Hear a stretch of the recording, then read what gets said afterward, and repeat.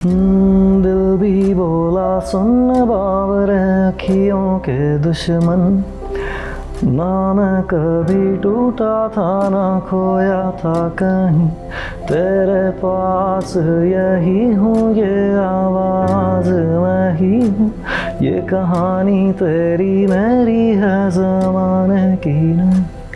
मैं धड़कता रहूं तू भी यूं हंसता रहे, दुनिया जाए साली भाड़ में कोई परवाह ही नहीं।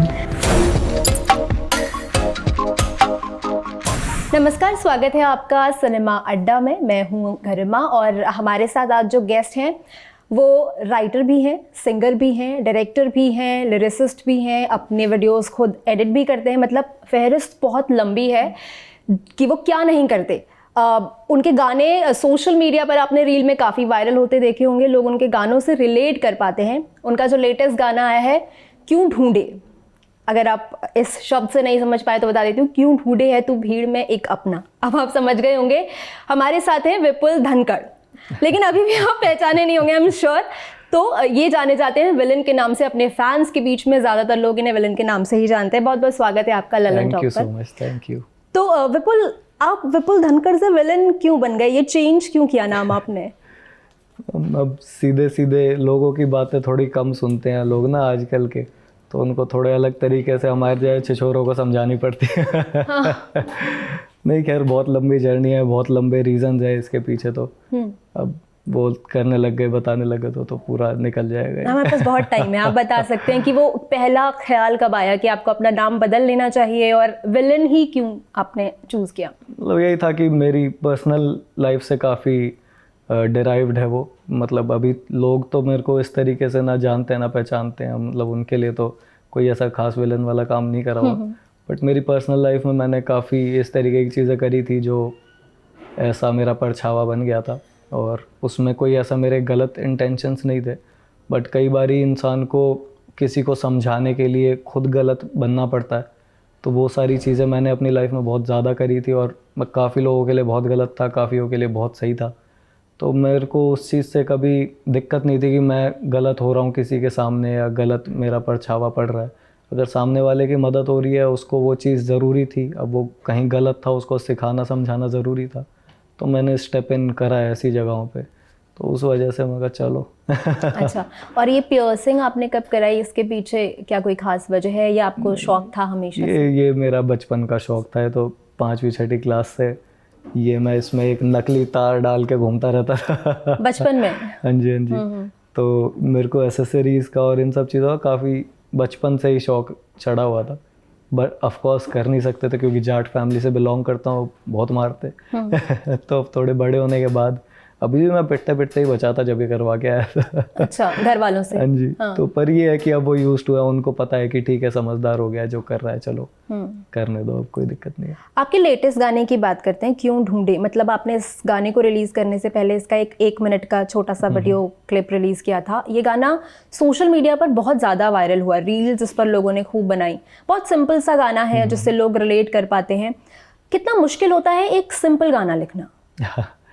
बहुत ही ज़्यादा मुश्किल होता है। अगर आपको ये पता है ना कि हाँ मुझे इस बारे में लिखना है और मुझे ये बताना है लोगों को, उस चीज़ को सिंप्लीफाई करना is a very tough task. Because जब आप लिख रहे होते हो ना, it is very easy to go with the flow, और फ्लो में आप वीव करते करते कुछ चीज़ें लिख जाते हैं। बट जब आपको पता ना मुझे यही बात बतानी है और सिंपलेस्ट वर्ड्स में बतानी है ताकि सबको समझ आए, उसको उतारना कंपोजिशन के हिसाब से कि वो ऑड साउंड ना करे, वो वर्ड्स ढूंढना, वो काफ़ी मुश्किल हो जाता है। और इतने छोटे से समय में आप ये क्यों ढूंढे, एक लाइफ के बारे में गाना है, तो उसमें इतने छोटे से समय में सिर्फ 2 वर्स हैं इसमें। मैंने वर्स इसमें बहुत सारे लिखे थे, बट मैंने अल्टीमेटली चूज़ करा कि मैं 2 ही वर्स रखूँगा, बहुत शॉर्ट एंड क्रिस्प, ताकि लोगों का ध्यान सिर्फ उस पर रहे, लिरिक्स पे जाए कि हाँ क्या बोला जा रहा है। तो उनको सेलेक्ट करना भी बहुत मुश्किल था कि ये बातें इस गाने में रहेंगी और ये नहीं रहेंगी। अच्छा, मतलब गाना आपने काफ़ी लंबा लिखा था, उसके बाद सिलेक्शन 3 गाने और बन सकते हैं। अच्छा, और कितना वक्त लगा ये गाना लिखने में आपको? इसमें काफ़ी वक्त लगा था। मतलब ऐसा नहीं था कि मैं सिर्फ ये गाना लिख रहा था, बट लगभग 6-8 महीने लग गए ऑन ऑफ कि हाँ मैं बैठता था, फिर कुछ थोड़ा बहुत लिखता था, फिर उसमें से बहुत सारा डिस्कार्ड हो जाता था तो ऐसे करते करते 6 महीने लग गए थे, बट अलॉन्ग द लाइन और भी चीज़ें कर रहा था मैं। तो 4 लाइनें हो जाए इस पूरे गाने की, आपकी जो फेवरेट 4 लाइनें हैं वो सुना दीजिए। मेरी इसमें 4 लाइनें नहीं, मेरी 8 लाइनें फेवरेट है, बट मैं 4 आपको सुना देता हम 8 भी सुन लेंगे वैसे, पर आप जिसमें कंफर्टेबल हो। तो ये बीच में आते जो आपने जिससे शुरुआत करी थी। क्यों ढूंढे है तू भीड़ में एक अपना, अपने तो यहाँ सब अनजाने भी हैं। क्यों ढूंढे है तू रात में दिन का पता, जब मस्ती यहाँ चांदनी राहों में है। Thank you. जब हम ये गाना सुनते हैं ना तो कोई ना कोई मेमोरी आती है हमारे दिमाग में, और हर 4 लाइन के बाद नई मेमोरीज फ्लैश होने लगती हैं। हम या तो किसी खुशनुमा मेमोरी में खो जाते हैं, या हमारी लाइफ का कोई ऐसा लम्हा याद आने लगता है कि जिसने बहुत तकलीफ़ दी हो। आप जब इस गाने को लिख रहे थे तो क्या आपके दिमाग में कुछ मेमोरीज फ्लैश हो रही थी? वो क्या मेमोरीज थी जो आप इस गाने में डालना चाहते थे? मतलब इसमें मैं अपनी पर्सनल मेमोरीज नहीं डालना चाहता था। मैंने मेजरली ये गाना काफ़ी सेलेक्टिव ऐसे लोगों के लिए ज़्यादा था, ये मतलब है ये सब के लिए काफ़ी जनरलाइज्ड गाना है, बट मैंने ध्यान में रखा था कि जो लोग एंजाइटी डिप्रेशन से जूझ रहे हैं ना, उनके लिए बहुत मुश्किल होता है मतलब सिर्फ बेड से ऊपर उठना। तो उस टाइम पे अगर कोई इतनी सी बातें भी बता के थोड़ी सी हिम्मत भी आ जाती है ना, तो पूरी चेन ऑफ थॉट टूट जाती है, और जो अंदर घुसे जा रहा है दबे जा रहा है आदमी, वो चीज़ें ना रुक जाती हैं। कोई छोटा सा अगर इंटरप्शन आ जाए, तो ये गाना वो इंटरप्शन के इंटेंशन से बनाया था मैंने, कि वो जो गलत चल रहा है दिमाग में चले जा रहा है, गलत थॉट्स आए जा रहे हैं, तो आप ये गाना चलाओगे तो आपकी वो चेन ऑफ थॉट टूटेगी। आपको दिखाई देगा कि कितनी बड़ी है दुनिया, कितनी ज़िंदगी कितनी बड़ी है, सिर्फ आपकी प्रॉब्लम्स नहीं है यहाँ पे। तो वो चीज़ मेरे दिमाग में सबसे ज़्यादा थी ये गाना बनाते हुए। आपने इसके बारे में बताते हुए बात की कि डिप्रेशन और एंजाइटी, ये सब चीज़ें ना आजकल मुझे लगता है कि बहुत ज़्यादा लोगों के बीच में ये चीज़ें कॉमन हो गई हैं।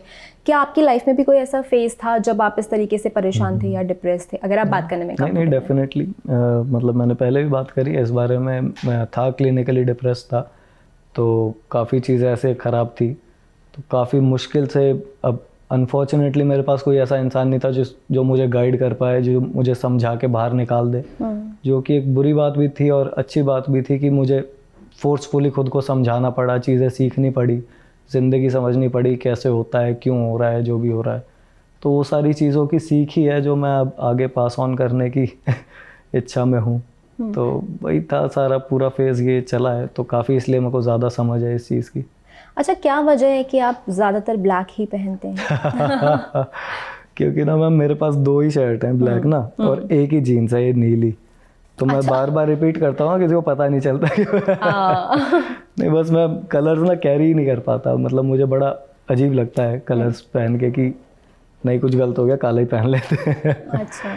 मतलब कोई चीज़ है, आप जैसे आपके एक फैशन सेंस है, तो आपको अगर मैं कुछ बहुत ही अतरंगी दे दूंगा जो आप नहीं कैरी कर पाओगे, तो आपको अजीब फील होता है। वैसे ही मेरा थोड़ा सा है। अच्छा, हमेशा से ही ब्लैक पहनते हैं? हाँ, मतलब बहुत हमेशा से नहीं, मेरे ख्याल से इस बात को हो गए 10-15 साल हो गए कि ज़्यादातर ब्लैक ही चल रहा है। 10-15 साल से। गुड। अच्छा, आपका जो पहला गाना आया था एक रात, उसकी जो शुरुआत की लाइन है ना, जिसमें आप बोलते हैं कि घर वालों ने कहा अपनी लाइफ पर ध्यान दो, दोस्तों पर ध्यान कम दो, इस तरह की कुछ लाइन्स है।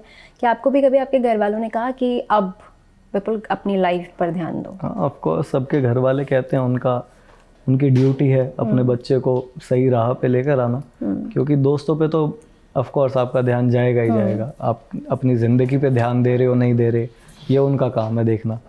तो ऑफ कोर्स उन्होंने भी बहुत बोला है कि भाई ये सारी चीज़ें छोड़ के थोड़ा सा अपना ध्यान दो, क्या कर रहे हो, कैसे आगे बढ़ोगे, क्या करोगे। मेरा ध्यान थोड़ा कम रहता था ऐसी चीज़ों पे, बट हाँ ऑफ कोर्स उन्होंने काफ़ी चीज़ें बोली हैं। अच्छा, एक रात लिखने की जर्नी कैसी रही? वो कैसे आपके दिमाग में आया कि एक गाना लिखना चाहिए, और वो भी इस तरह का इतना इमोशनल गाना, और उसके पीछे की क्या कहानी रही? और वो अपने पेरेंट्स को आप बता भी नहीं रहे थे कि आप ये सब चीज़ें कर रहे हैं? हाँ। तो क्या था, जैसे जब मैं डिप्रेस्ड वगैरह था, सारी चीज़ें थी। ये तो कौन सी उम्र की बात है? एक रात लिखा था मैंने 21-22 की उम्र में।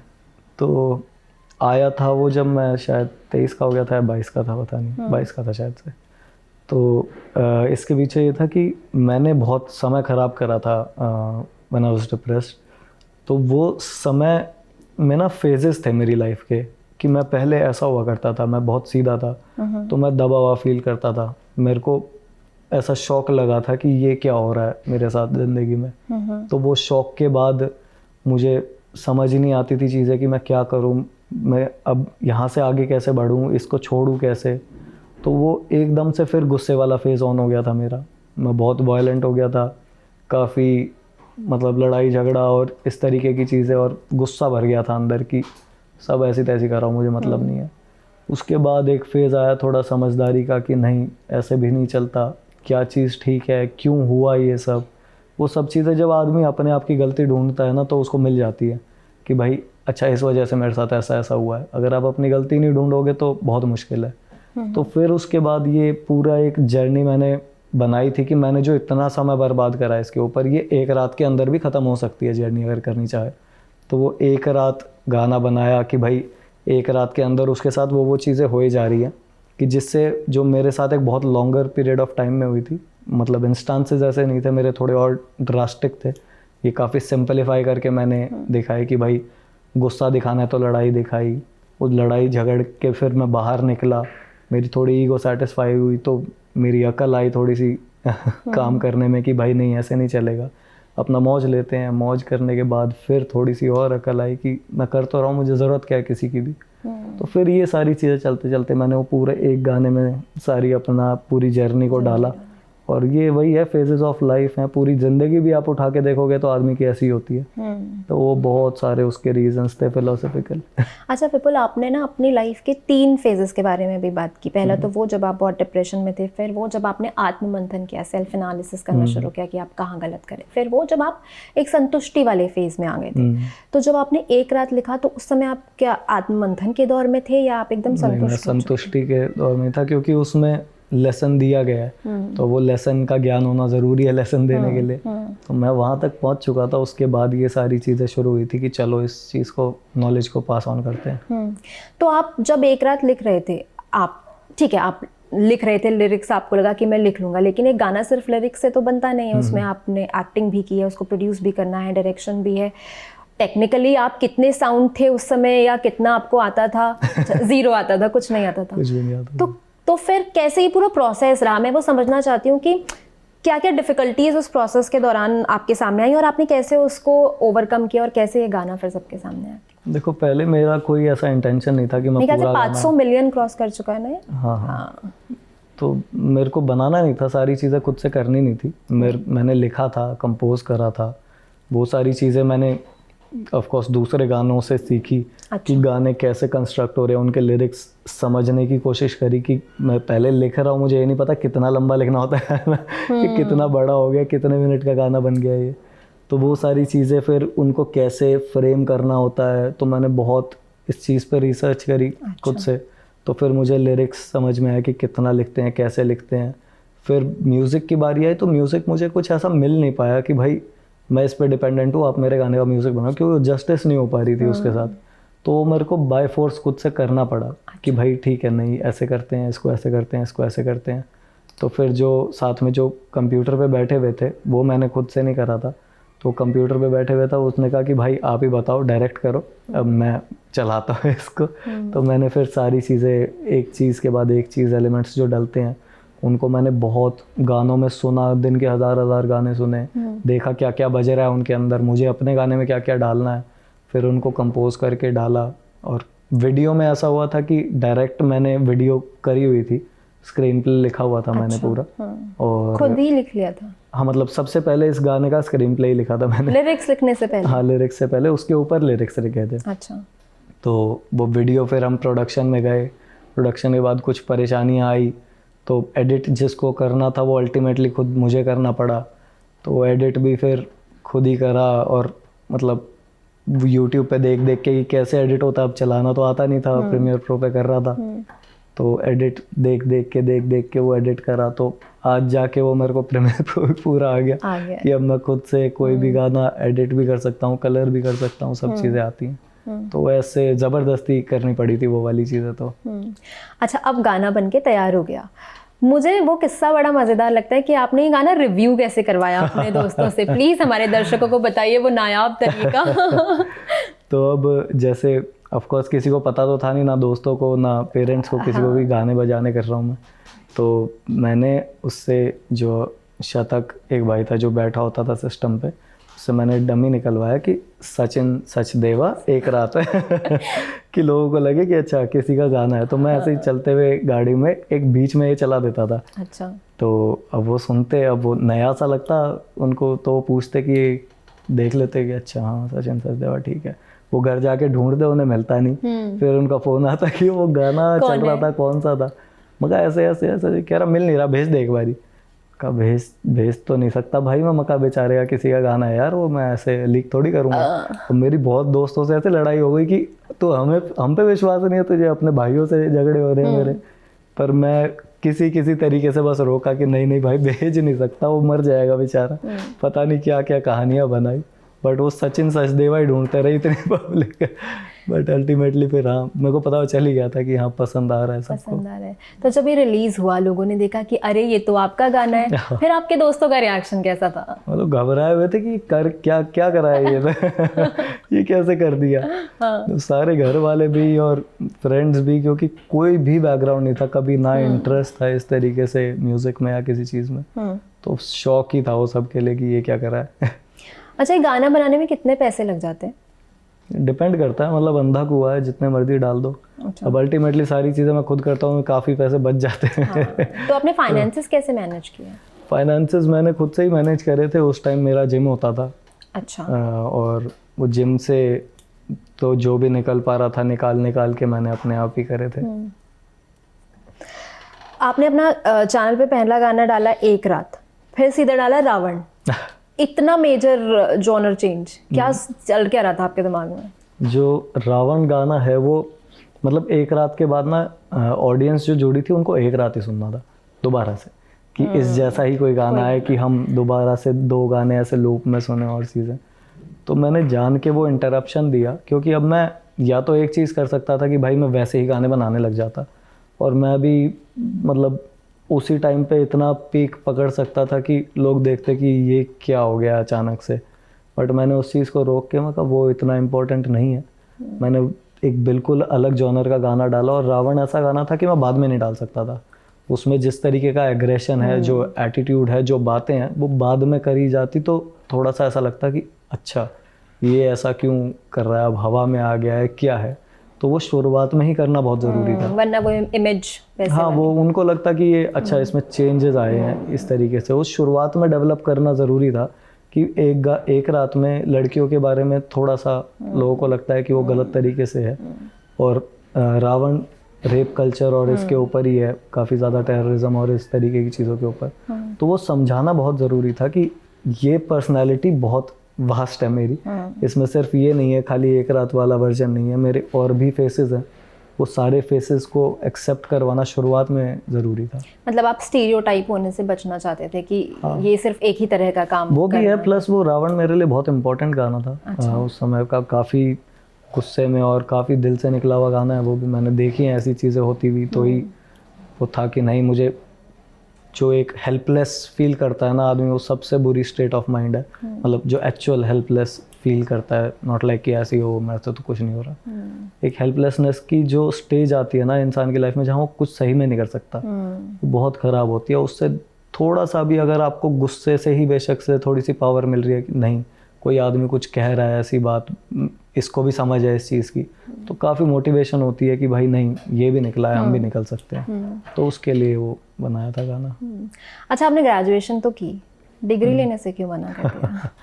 वो मैम मैं थोड़ा सा ना सर फिरा था पहले से तो मेरे को ये था कि मैं अपनी लाइफ ज़्यादातर ना पूरी मेरी मेटाफोरिकल रही है कि मैं बस एक एग्जाम्पल के तौर पे खुद को देखता हूँ कि औरों की लाइफ में मैं क्या हूँ।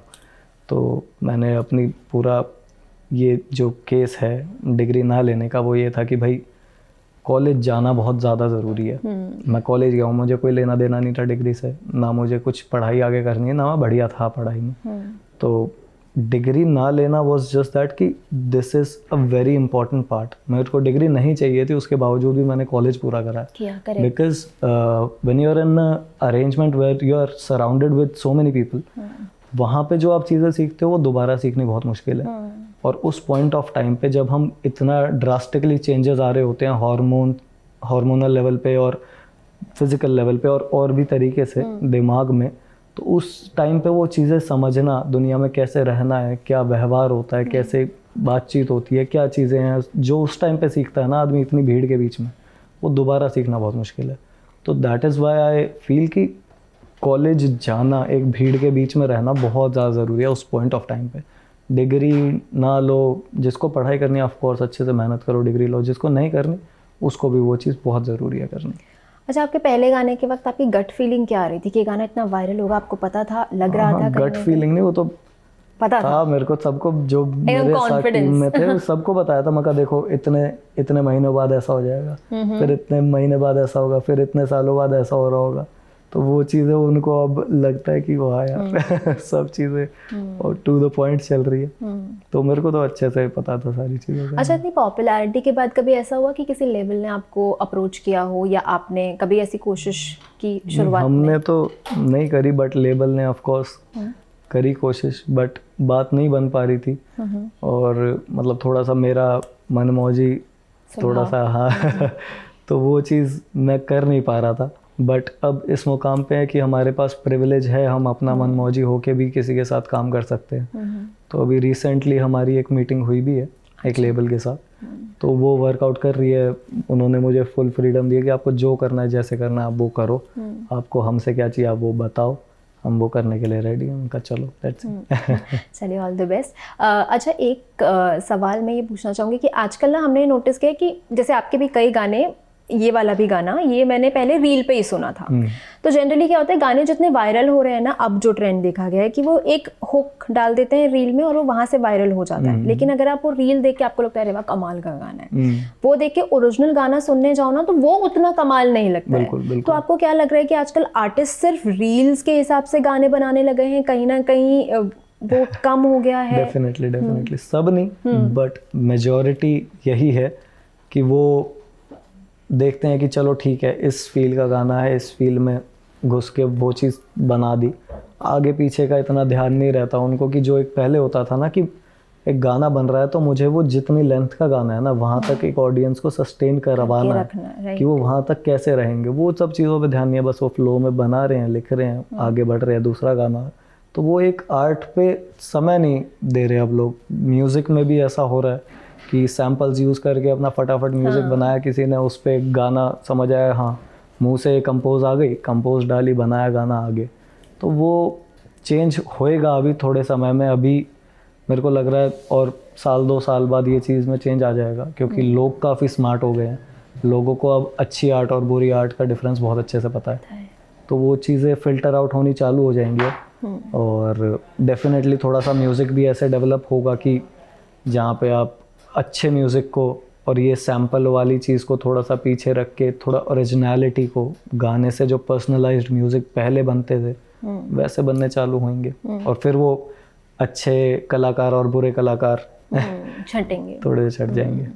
अच्छा, अब आप लाइव शोज भी करने लगे हैं, कैसा एक्सपीरियंस है? आपने पुणे शायद अपना पहला लाइव शो किया था ना, ओपन शो जो हाँ किया मतलब पुणे नहीं, पहले भी करे थे लाइव शोज, बट रोक दिए थे फिर मैंने लाइव शोज की। अभी नहीं, अभी ढंग से करेंगे जब करें। तो Pune was the first show after 2 years, मतलब 2-2.5 साल बाद मैंने पहला शो पुणे करा था। हाँ। आप लाइव शोज में शर्ट क्यों उतार लेते हैं? क्या रीजन क्या है उसके पीछे? नहीं, सब जगह नहीं उतारी थी, 2-3 शोज में उतारी है। बट वही है कि जब वो आप उस जगह पे होते हो ना, सब लोग आपको, इतनी सारी भीड़ है, एकदम से प्यार मिल रहा है ना, तो आप और खुल जाते हो कि ठीक है मैं भी तुम्हारा यू लो, मैं तो शर्ट वर्ट उतारे कूद गया था पब्लिक। तो वो चीज़ तब आ जाती है थोड़ी सी। और लोगों का पता है मुझे कि कितना प्यार करते हैं। खाली ये चीज़ नहीं है कि चल ठीक है इसके गाने बढ़िया, हम गाने सुनते हैं, मज़े करते हैं, वो कनेक्ट भी करते हैं। तो मुझे ये भी डर नहीं होता कि क्या पता किसी की क्या इंटेंशन हो, कोई क्या कर दे। तो अपना फ्री फ्लो में जो चीज़ें होती हैं वो। अच्छा, लाइव शो से जुड़ा कोई मज़ेदार सा किस्सा अगर आपको याद आ रहा हो तो आप लोग? मतलब बहुत सारे होते ही रहते हैं लाइव शो में तो। कुछ ऐसा जो आप भुलाए नहीं भूलता? मैं बहुत सारी जगह बता चुका हूँ। एक तो कि मैंने पूरा शो, एक आदमी ने मेरे पैर पकड़े हुए थे, मैंने ऐसे करा था क्योंकि उसने छोड़े ही नहीं पैर।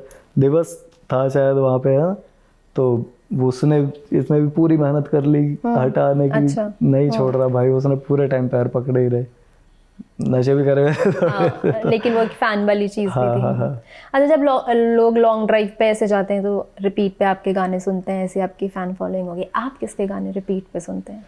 मैं बहुत ज़्यादा तो कंज्यूम नहीं करता मैं म्यूज़िक ऐसे, बट मेरी लाइब्रेरी मतलब कुछ भी है, कोई बहुत पुराने, अभी हम कथा सुनते हुए आ रहे थे हरियाणवी बहुत पुरानी। अच्छा। कभी कुछ बिल्कुल ही न्यू एज अभी जो आ रहे हैं उन गानों में से भी सुनता हूँ। तो मतलब कुछ ऐसा कुछ सर्टेन जॉनर नहीं है। Good art is good art for me. बेशक वो खाली एंटरटेनमेंट की हो जाए कुछ भी हो, but good art is good art, तो मैं उसको कंज्यूम कर लेता हूँ।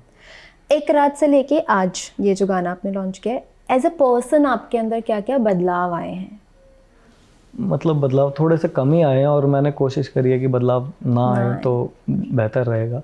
चीज़ें मैंने सीखी और थोड़ी ज़्यादा है और थोड़ा सा और हम्बल हो गया हूँ। और मतलब क्योंकि क्या होता है ना, आप इतना सेटिस्फाइड होता है, इतना प्यार मिल जाता है आपको, तो पहले एक नॉर्मल ज़िंदगी में ना आदमी खुल के प्यार नहीं कर सकता जितना करना चाहे। मेरे साथ ये प्रॉब्लम थी कि मैं पूरी तरीके से अपने आप को दे नहीं पाता लोगों को, क्योंकि मैं खुल जाता था तो लोग सोचते थे कि बेवकूफ़ है, छोड़ो इसको। तो अब क्या होता है, अब मैं पूरी तरीके से खुल के प्यार देता हूँ तो सामने वाले, अरे यार इतना वो करके भी ये ऐसा व्यवहार है इसका, तो वो प्रिविलेज है, तो मैं फिर खुला ही रहता हूँ। हाँ।